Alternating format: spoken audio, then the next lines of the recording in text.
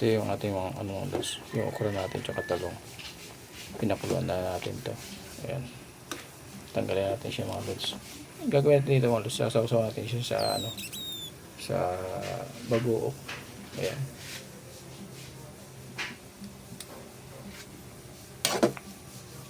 Yung patayin na natin mga lods.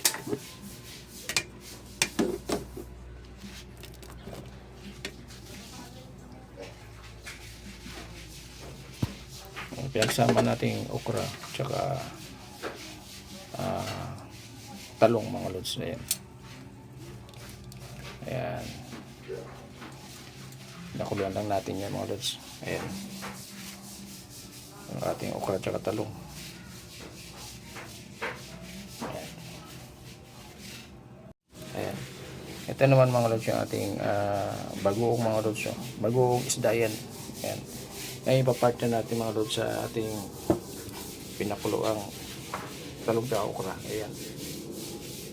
Lagyan natin yan ng kalamansi mga lods. Ayan, partner natin yan. Tapos simple mga lods, meron tayong piprito na isda. Ayan. Ayan. Nagpiprito tayo ng isdang galunggong. Bali yan ang magiging partner natin mga lods sa ating gulay. Ayan.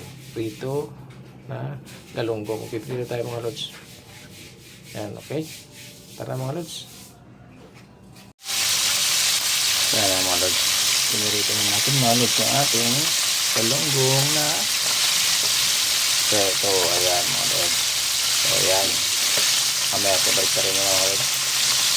Para hindi siya dumikit. Okay. Ayan mga lods. Isa-isa ko lang ang baliktad ng mga lods ng natin kasi nga nangahabol yung mantika mga lods. Ayan tayo siyempre ingat lang din tayo mga lods kasi ayan katulad yun tumatalsik yung mantika kaya isa-isa lang natin pagbaliktad mga lods. Ayan. Ayan, tanggalin natin mga lods at para mapalitan naman natin mga lods.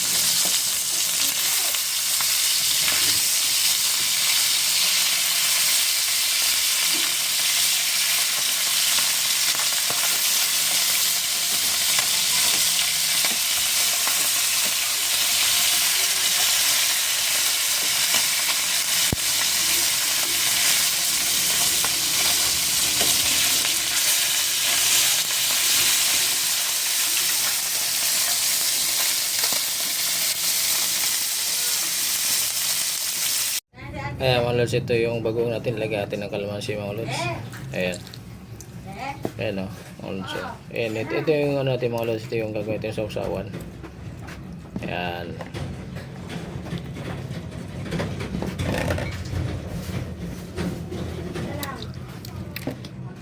Ayan mga lods, no? At ito yung ating prito. Ayan. Ayan ang mga lods yung sausawan natin. Ayan, gagawin natin yung nilagang okra at talong.